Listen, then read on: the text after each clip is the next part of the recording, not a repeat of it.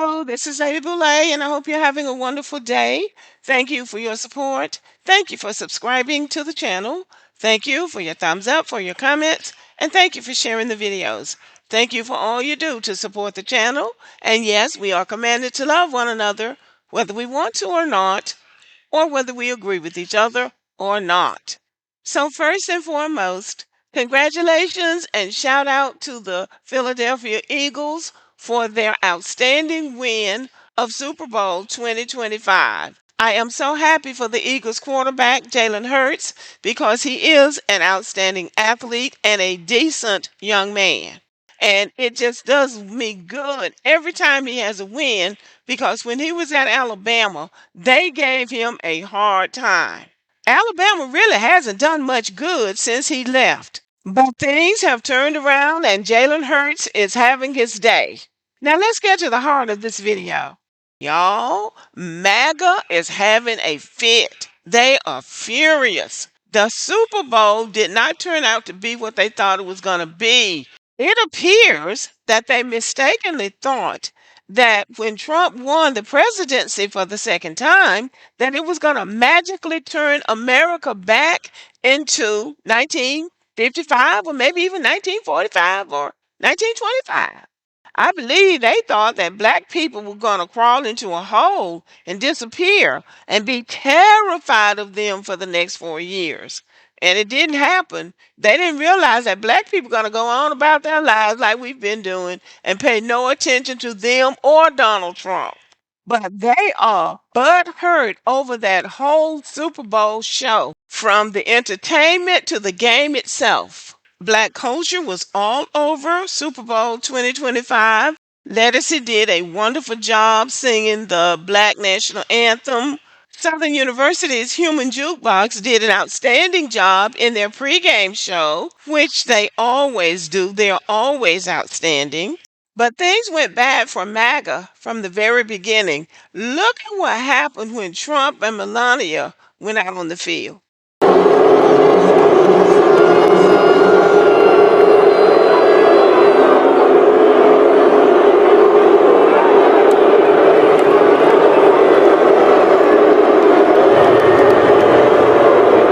They were roundly booed, and this really set the MAGA people off. I think they thought he was going to be received as a conquering hero, but they keep forgetting that this country is divided and everybody doesn't think like they do.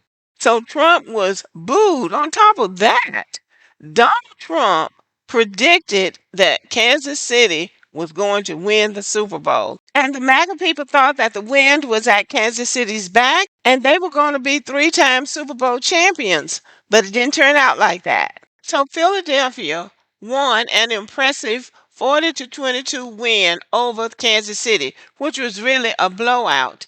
And back to President Trump, he left the game early. Kansas City didn't even score a touchdown until he left. So rather than being their lucky charm, he was really their bad luck. Kansas City really didn't represent in this Super Bowl. It wasn't even close.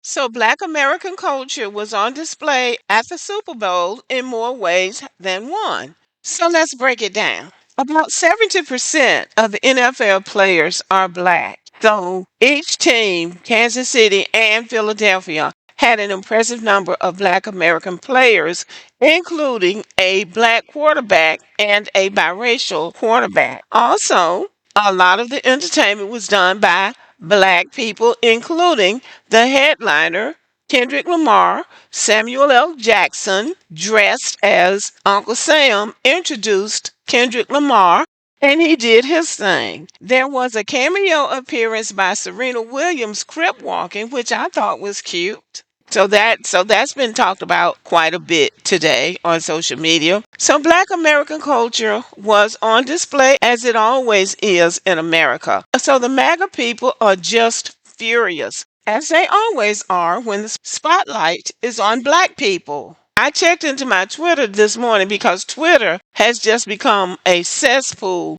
of hatred for these white supremacists. So this morning I checked in on Twitter and it did not surprise me. The white supremacists are showing all of their degeneracy and barbarism and hatred, but also their jealousy and their inability to really compete with black men. So it comes through as trying to demean and degrade black people, especially black men, and coming up with all kinds of derogatory images and slurs and jokes that they do. And I believe this is something that makes them feel better for the moment. But at the end of the day, they have to keep coming up with these slurs and all of these derogatory things to say and do, because that yearning inside of them to be superior when they're not is never really satisfied. So they have to keep going out there trying to get things to drag black people down, to feel that emptiness inside of them. You can almost feel sorry for them, except that they don't deserve pity.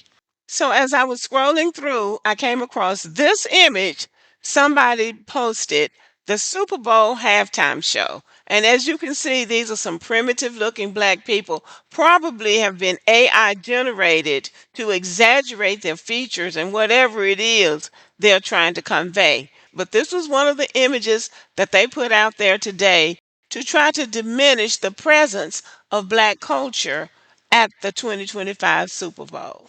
It didn't succeed. This is one person's way of massaging his battered ego because, you know, he can't do what the brothers do. Sorry. Another one posted this, calling himself Minister of Deportation. And he said, American black culture is a product of white technology. Real black culture looks like this. You wish. And how about this? He's saying that black American culture is a product of white technology. Well, if white technology can create an excellent culture like black American culture, why don't they create their own culture? Why don't they create an excellent culture for themselves? Because they don't have any. Their culture is doing this kind of stuff, trying to drag other people down so they can build themselves up. So if you could use technology to create black American culture, why don't you use technology to create a white American culture? Because you certainly don't have anything anybody wants. And somebody posted this chart.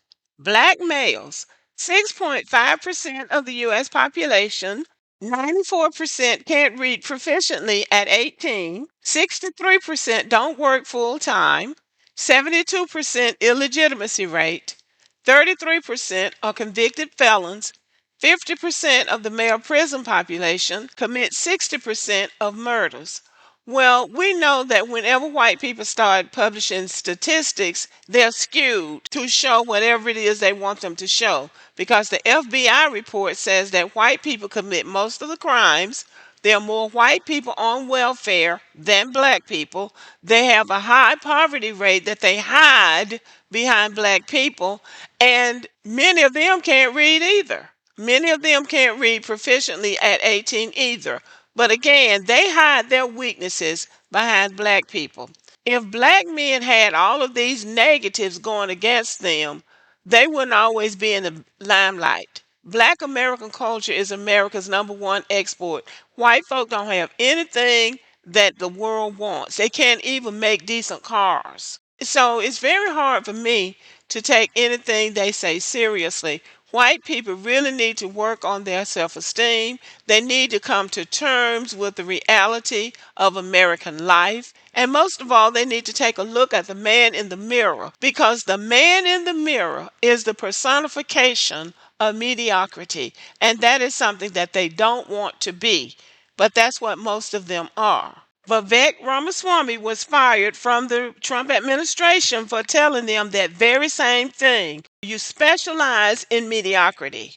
Bill Maher, the comedian Bill Maher, has been saying that about white Americans for the longest. It doesn't matter how many Donald Trumps or Donald Trump types that they cough up and put in the office of the presidency, all they're doing is prolonging the inevitable. Hiding behind black people is going to run out after a while, and there's not going to be anywhere for them to hide. And then they will truly have to come face to face with who they are. And I fear they won't like what they see. But anyway, y'all, thank you for listening. Let me know what you think about the video. Give me a thumbs up and have a good day.